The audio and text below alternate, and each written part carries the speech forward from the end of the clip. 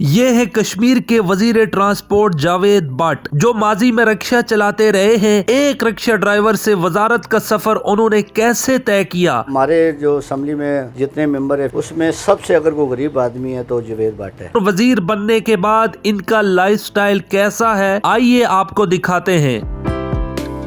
अस्सलाम वालेकुम, आप देख रहे हैं उर्दू पॉइंट। मेरा नाम बिलाल अब्बासी है। आज हम आए हैं कश्मीर के जो वजीर ट्रांसपोर्ट हैं जावेद भट्ट साहब के घर में। जावेद भट्ट साहब की कहानी बड़ी दिलचस्प है। ये एक रिक्शा ड्राइवर थे, इलेक्शन लड़े तो मिंबर कानून साज असम्बली मुंतखब हो गए। अब ये कश्मीर की कानून साज असम्बली के मिंबर भी हैं और वज़ीर ट्रांसपोर्ट भी हैं। इनका लाइफस्टाइल क्या है, रिक्शा ड्राइवर से लेकर कश्मीर का वज़ीर बनने तक का सफ़र कैसा रहा, उनसे बातचीत करते हैं, उनकी डेली की मसरूफियात आपको बताते हैं और उनका लाइफस्टाइल भी आपको दिखाते हैं। Let's go with me.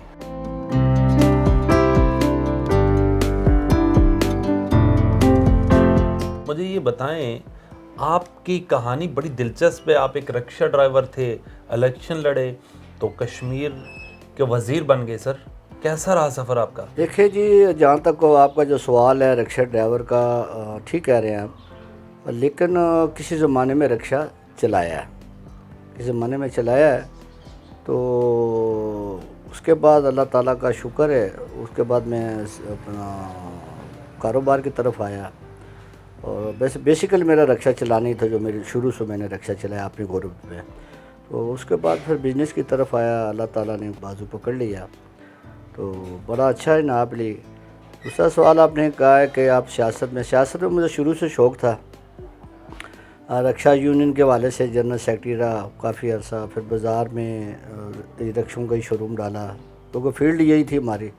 फिर मैंने सोचा नहीं कोई अपना कोई शोरूम, को रावलपिंडी में कोई शोरूम नहीं था रिक्शों का। फिर मैंने रावलपिंडी में शोरूम डाला, फिर अल्लाह ताला ने मुझे इस काबिल बनाया, फिर मैं बाज़ार का सदर रहा। अक्सर मैं सियासत में मुझे बहुत शौक़ था जनाब। कहानी आपकी रिक्शे से शुरू हुई? रिक्शे से शुरू हुई और रिक्शे के आपने छोटा सा शोरूम बनाया, वहीं से इलेक्शन लड़े और वहीं से आप वज़ीर बने? बिल्कुल, इसमें कोई दो राय नहीं है। आपकी बात दुरुस्त है। मैंने शोरूम बनाया और अल्लाह ताला ने उसमें मुझे कामयाबी दी और मेरा कारोबार काफ़ी पैमाने पे चला कारोबार मेरा। भट्ट साहब, ये बताएं, सियासत में आपका सियासी बैकग्राउंड क्या है? पीछे आपके आबाइदाद में से कोई था सियासी? नहीं जी, कभी सोचा भी नहीं था। मेरे वालिदैन एक गरीब आदमी थे, तो हमारा ये जो मेरा घर है ये भी रेंट पे था। ये तो मेरे बेटे ने फिर बैंक से लोन लिया उसमें। तो मेरे वाले साहब किराने की दुकान थी, सब्ज़ी वगैरह की।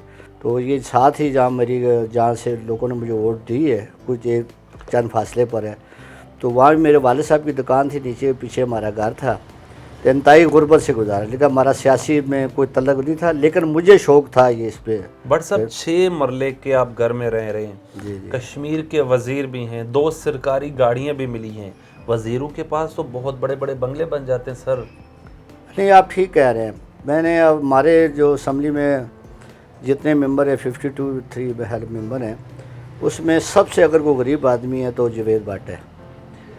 ये ठीक कह रहे हैं लोग। मैं अब लोगों को देखता हूँ क्योंकि उनके फार्म हाउस हैं, कोठी हैं, पेट्रोल पंप है, बहुत बहुत अमीर आदमी हैं। तो ये मैंने देखा है कि मैं गरीब आदमी। मुझे लोग अक्सर कहते हैं मुझे कि आप डिफेंस चले जाएँ, किराए पे ले रहे। मैंने नहीं कह रहा, मैंने इधर ही आँख खोली अपने हल्के में, तो मैं यहाँ से बाहर नहीं जाना चाहता। मेरा जनाजा भी होगा तो इधर से ही होगा। गरीब आदमी के लिए इलेक्शन लड़ना बहुत मुश्किल होता है। आपको किसने टिकट दिया, किस टिकट पर इलेक्शन लड़े? पीटीआई के गालबन टिकट पर आप इलेक्शन लड़े थे? ये आपका सवाल ठीक है। मुझे शेख साहब ने मुझे सपोर्ट किया। शेख रशीद साहब? हाँ, उसमें कोई शक शेख नहीं। रशीद आपके सियासी उस्ताद हैं? जी, कह सकते हैं। मैं उनका एहतराम करता हूँ। सियासत अपनी, वैसे तो हमने पीटीआई को छोड़ दिया, अभी छोड़ दिया, लेकिन जो बात हकीकत है ये बात ठीक है कि शेख साहब ने मेरे पे बहुत एहसानात किए ना। अगर शेख साहब ना होते तो आपको टिकट मिलना मुश्किल था शायद? टिकट का इलेक्शन भी नहीं जीत सकता था। नहीं जीत सकता था।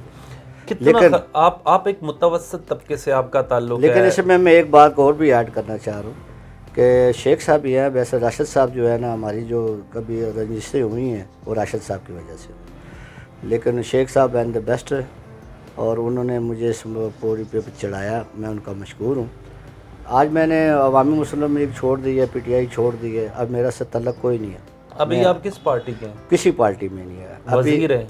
ہاں یہ بات ٹھیک ہے. ابھی ہم نے آزاد کشمیر میں ایک پارٹی لانچ کی ہے. ابھی جو پارٹی کا نام ہے آزاد کشمیر عوامی مسلم لیگ پلٹیرین. اچھا. اس کا ابھی انہوں نے ہمیں پارٹی جوائن کی ہے. ابھی فی الحال وہ پارٹی ہے. پاکستان تحریک انصاف اور عوامی مسلم لیگ چھوڑنے کی کیا وجہ بنی بٹ صاحب؟ بس اس میں کچھ چند فیصلے خان صاحب نے بہت غلط کیے ہیں. میں سمجھتا ہوں, میں بھی 3 دفعہ خان صاحب سے ملا ہوں, جو بیانات دیتے تھے وہ اچھے نہیں تھے, میری سمجھ سے باہر تھے. بٹ صاحب آپ کے بارے میں کہا گیا ہے کہ آپ نے ووٹ آف جب وزیر اعظم کے لیے الیکشن ہوا تو آپ پر ایک بار الزام لگا کہ آپ نے 2 کروڑ لیے, دوسری بار الزام لگا 5 کروڑ لیے. وہ کتنے پیسے کا الزام تھا اور کیا کچھ لیے آپ نے سر اس پہ؟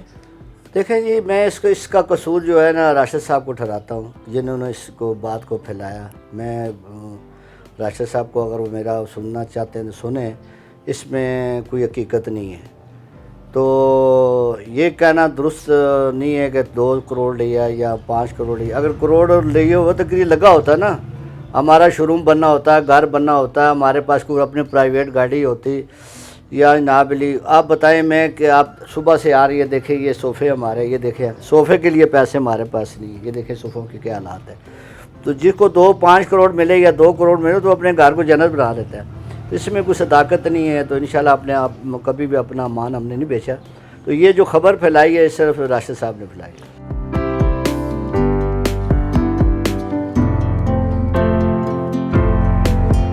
رکشے سے فارچونر پراڈو کا سفر کیسا لگتا ہے؟ کتنا ڈفرینس فیل کرتے ہیں آپ؟ رکشے میں اچھا فیل کرتے تھے یا پراڈو گاڑی میں سر؟ دیکھیں میں تو اس کو نہیں سمجھتا ہوں. میں تو کبھی دیکھا ہے, سوچا بھی نہیں کہ یعنی کہ پراڈو میں نے جانا ہے, یہ فلانا جانا ہے. مجھے تو کوئی بھی مل جائے, موٹر سائیکل مل جائے, بائک. میں تو کبھی جو ہے یہاں سے, بلکہ ان سے پوچھے یہ ڈرائیور میرے, تو میں نے کہا جاؤ بھی, میں تو پیدل آتا ہوں یا بائکیں پہ آ جاتا ہوں. اچھا. ہاں میں تو ایسا سفر کرتا ہوں. علاقے کے لوگ جب آپ کو دیکھتے ہیں جاوید بٹ صاحب گاڑیوں کے پروٹوکول میں جا رہے ہیں, ان کو ملنے میں دشواری تو نہیں ہوتی سر؟ نہیں, کیا دشواری ہو, تو وہ ان کو خوشی محسوس ہوتی ہے, چلو ہمارا غریب بھائی آگے چلا گیا. بٹ صاحب اس دفتر سے آپ نے الیکشن لڑا, جو کچھ تھا سارا کچھ بیچ دیا, کیا کہیے گا اس حوالے سے؟ بالکل آپ ٹھیک کہہ رہے ہیں. دیکھیں جی, جو میں اس میں کوئی دو رائے نہیں ہے. جو الیکشن ہوتا ہے کشمیر کا, یہ بڑا مشکل الیکشن ہوتا ہے. تو الیکشن تقریباً 2.5 سال ہونے چلے ہیں. تو جب میں الیکشن نہیں لڑا تھا تو یہ میرا شو روم بھرا ہوتا تھا, یعنی کہ رکشے وغیرہ یہ اوپر منزل پہ وہ بھی بھرا ہوا تھا. تو الیکشن جب میں نے لڑایا تو تقریباً بالکل ہی کنگال ہو گیا ہوں. تو 2 سال بعد یہ ابھی میں نے ریکویسٹ کی کسی بندے کو, ہم نے یہ لیز پہ ان سے ریکویسٹ کر کے لیے کہ ہمارا شو روم خالی ہے, تو آپ ہمیں جو ہے یہ, انہوں نے مہربانی بغیر پیسوں کو انہوں نے ہمیں دیا 2 سال بعد.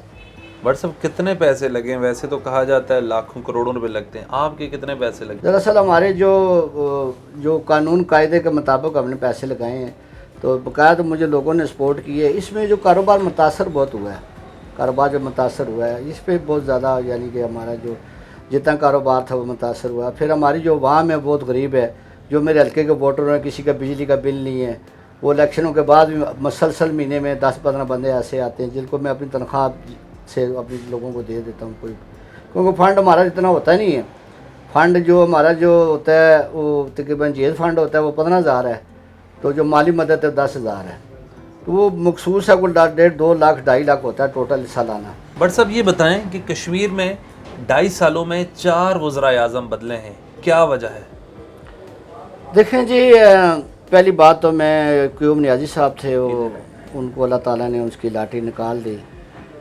تو بشرا بی بی نے ان کا نام دیا خان صاحب کو. تو ہمیں صبح پتہ لگا تو جی قیوم صاحب وزیر اعظم ہیں, لیکن وہ اس عزت کو سنبھال نہیں سکے, وہ اپنی ٹیم کو چلا نہیں سکے. تو جب ہم بھی جاتے تھے 3-3 4-4 گھنٹے قیوم صاحب سے ملنے جاتے تو قیوم صاحب ملتے ہی نہیں تھے. تو وہ قیوم صاحب یہی کہتے تھے میرے ساتھ عمران خان ہے.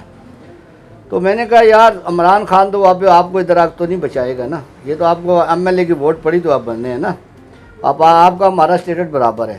لیکن میں نے کافی دفعہ جو ہے نا قیوم نیازی کو کہا کہ لیکن وہ اس ٹیم کو چلا نہیں سکے. کو پہلے ان کی مخالفت شروع سے میں نے ہی کی ہے, آغاز میں نے کیا تھا کہ میں کیا ان سے چلنا بہت مشکل ہے. چودھری انوار الحق صاحب ابھی وزیر اعظم بنے, اور وہ بھی کہا جائے تو پی ڈی ایم کے, جیسے پاکستان میں شہباز شریف صاحب بنے تھے, اسی طرح کشمیر میں بھی وہ ایک متفقہ اتحاد بنا تو اس کے وہ وزیر اعظم ہیں. آپ نے ان کو ووٹ کس طرح دیا؟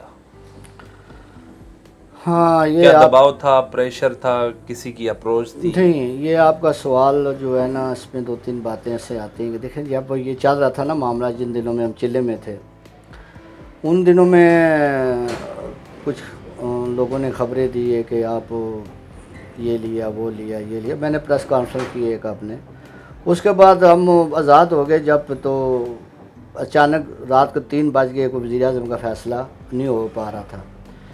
تو تقریباً کوئی 3:30 پونے 4 بجے صبح جی ہو گیا جی. ان کے مقابلے انوار الحق صاحب نے کاغذات جمع کرا دیے وزیر اعظم کے, ان کے مقابلے میں کوئی وزیر اعظم کسی نے کاغذ جمع کرائے نہیں تھے. تو اس طرح جو وزیر اعظم جو ہے انوار الحق کو ہمیں ان کو ووٹ ڈالنا پڑا, اور وہ سب سے تکڑے وزیر اعظم جن کو 48 ووٹیں پڑی ہیں. یہ تاریخ میں آزاد کشمیر میں ایک تاریخی جو ووٹیں پڑی, اس سے پہلے اتنی ووٹ کسی وزیر اعظم کو نہیں پڑی. کہا جائے تو کشمیر میں بہت سے کام ہو رہے ہیں. آپ نے 2.5 سال کا ٹینیور گزارا ہے, کیا کیا کام کوائے اپنے علاقے کے لوگوں کوشش علاقے کی بات کرتے ہیں جی. الحمدللہ جی, میں جو مجھے بجٹ ملا ہے میں نے تقریباً کوئی 60 بورنگیں کرائی ہیں اور تقریباً 30 سڑکیں بنائی ہیں. بقایا مالی مدد جو ریزرو جو ہوتا ہے زکوٰۃ اپنا جیز فنڈ وغیرہ وہ میں نے کرائے ہیں, جو میری حیثیت تھی جو مجھے ملی ہے. بٹ صاحب آپ یہاں شو روم پہ آتے ہیں, لوگ آپ کے حلقے کے آپ کی طرف بھاگ کے آتے ہیں, یہ اتنا محبت اتنا پیار ابھی بھی لوگوں کو دے رہے ہیں جیسے پہلے دیتے تھے ووٹ دینے سے؟ دیکھیں جی, میں آپ کو یہ بتاؤں 75 سال ہو گئے ہیں آزاد کشمیر اسمبلی کو. تو جتنے وزیر اعظم وزیر یہاں سے یا ایم ایل اے منتخب ہو کر گئے ہیں, میں نہیں سمجھتا ہوں کہ شاید ہوں گے, لیکن میں نہیں سمجھتا ہوں کہ عوامی آپ کو ایم ایل اے ایسے ملے. مجھے تو بلکہ میں جب آتا ہوں یہاں پہ تو کبھی پیدل آ رہتا ہوں, کبھی موٹر سائیکل پہ آتا ہوں, میں تو علاقے میں گھومتا رہتا ہوں. یار یہ نہ سمجھے کہ یہ وزیر اعظم اپنا وزیر بن گیا ہے تو ہمارے, میں تو اس طرح ملتا ہوں جیسے عام بندہ ملتا ہے.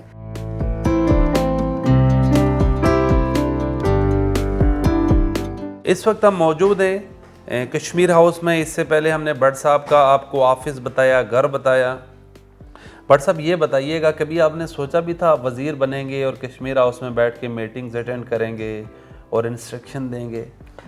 میں نے تو یہ بھی کبھی نہیں سوچا تھا کہ میں الیکشن جیتوں گا. ابھی بھی کبھی میں خواب میں, اور جب صبح اٹھتا ہوں کبھی دیکھتا ہوں خواب تو میں اپنی انگلی کو کاٹتا ہوں کہ واقعہ میں ایم ایل اے بنا ہوں, میں منسٹر بن گیا ہوں. تو اللہ تعالیٰ نے مجھے, تو اللہ تعالیٰ کی خاص مہربانی ہوئی میرے پہ. پرائم منسٹر چودھری انوار الحق صاحب کے ساتھ آپ کا ایکسپیرینس کیسا رہا کام کرنے کا؟ بہت اچھا رہا. ہم نے ان سے بہت کچھ سیکھا. اور سب سے بڑی بات ہے کہ انہوں نے جو ہے نا سب پارٹیوں کو اکٹھا کیا اور ان کو چلایا بڑی ٹیکنیک سے, اور بڑی دلیری سے کام کر رہے ہیں. انہوں نے کافی جو ہے نا اپنے جو اس وزارت کے درمیان انہوں نے ایسے فیصلے کیے جو تاریخ میں کسی نے فیصلے نہیں کیے. بہت بڑے بڑے فیصلے کیے ہیں اور ان کو ہلا کے رکھ دیا کہ وزیر اعظم ہونا چاہیے تو ایسا ہونا چاہیے. آنے والے الیکشن آپ کنٹیسٹ کریں گے, اور کس پارٹی کے ٹکٹ سے آپ الیکشن لڑیں گے کشمیر؟ اس کی پاکستان کی بات کر رہے ہیں جو آپ الیکشن لڑیں گے. یہ آپ نے بہت خطرناک سوال کر دیا, بہت خطرناک ہے. دیکھیں جی, ابھی تو ہماری جو پارٹی ہے آزاد کشمیر میں بنی ہے وہ آزاد کشمیر تحریک انصاف پارلیمنٹری سے بنی ہے, اسی کا بھی اب حصہ ہے. لیکن یہ جو جب تک ہماری یہ گورنمنٹ ہے, فیوچر کا میں کچھ نہیں کہہ سکتا, لیکن جب تک اپنا انوار الحق صاحب ہیں ہم ان کے ساتھ ہیں. آنے والا فیوچر کا میں کچھ نہیں کہہ سکتا. بہت بہت شکریہ. میرے ساتھ موجود تھے وزیر ٹرانسپورٹ آزاد کشمیر جاوید بٹ صاحب. ان کی بڑی موٹیویشنل سٹوری ہے. ہم نے آج ان کا گھر بھی دکھایا آپ کو جو 6 مرلے پر محیط ہے. ان کا جو رکشوں کا کام کرتے ہیں, اور انہوں نے آج رکشہ بھی چلایا. جو انہوں نے کام شروع کیا تھا رکشہ چلانے سے لے کر ان کا کشمیر کے ایوانوں تک پہنچنے کا سفر انہوں نے بتایا. اپنے میزبان بلال عباسی کو دیجیے اجازت. اللہ نگہبان.